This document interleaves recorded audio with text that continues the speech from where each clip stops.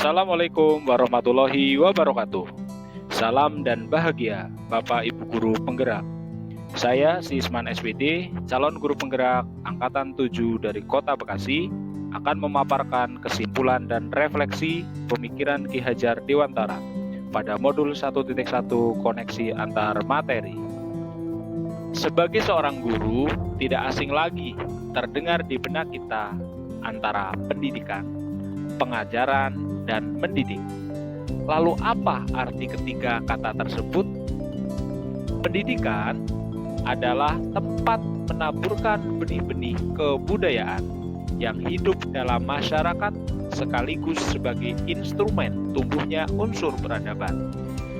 Pendidikan sebagai tuntunan, yaitu tuntunan dalam hidup tumbuhnya murid.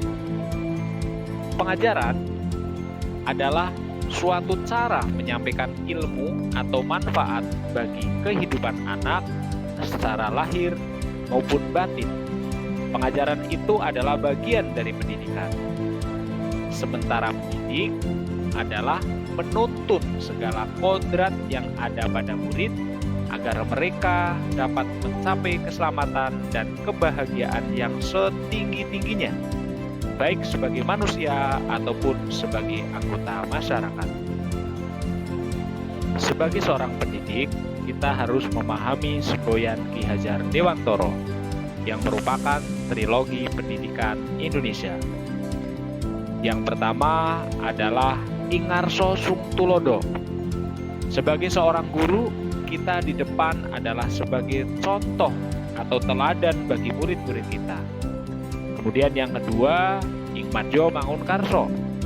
Di tengah, guru itu membangkitkan atau membangun niat, kemauan, dan semangat bagi murid-muridnya. Dan yang ketiga adalah Tutwuri Handayani.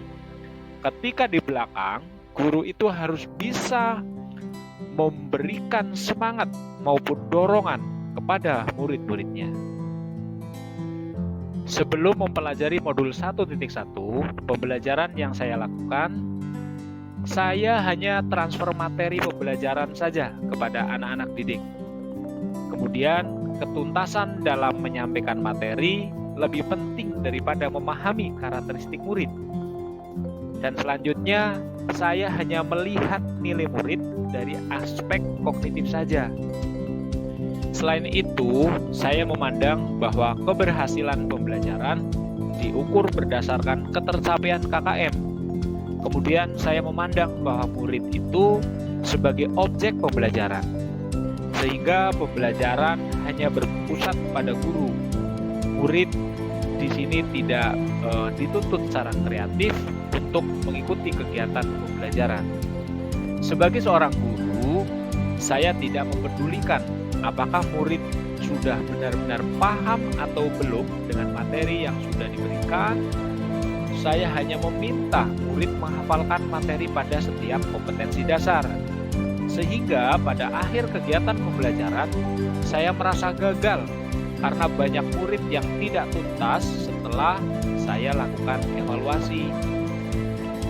Setelah mempelajari modul 1.1 tentang pemikiran Ki Hajar Dewantara, saya baru menyadari bahwa pembelajaran yang saya pikirkan dan saya lakukan kepada murid-murid belumlah tepat.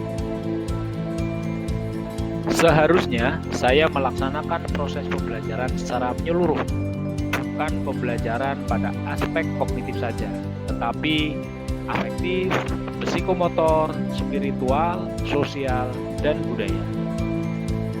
Di sini, murid itu tidak lagi sebagai objek pembelajaran, namun mereka sebagai subjek pembelajaran. Artinya, murid itu memiliki kebebasan berekspresi, mengemukakan pendapat, dan berkreasi sesuai dengan bakat dan minat mereka. Guru seharusnya merupakan fasilitator dalam proses pembelajaran, bukan merupakan satu-satunya sumber belajar. Jadi siswa dituntut untuk kreatif pada setiap kegiatan pembelajaran.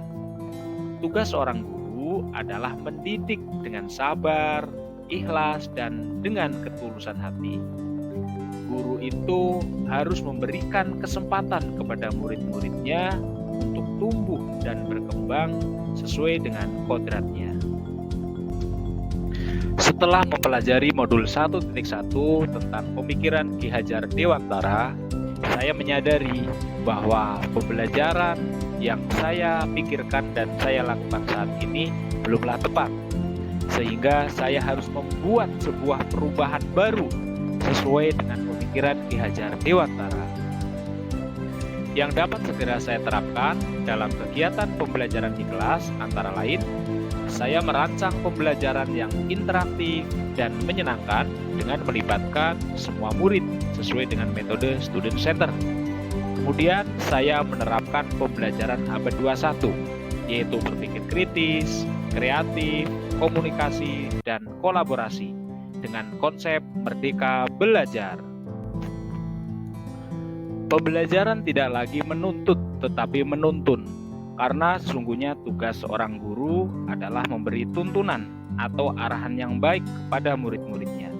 Kita sebagai seorang guru harus berusaha menjadi teladan bagi murid-murid, baik perkataan ataupun perbuatan.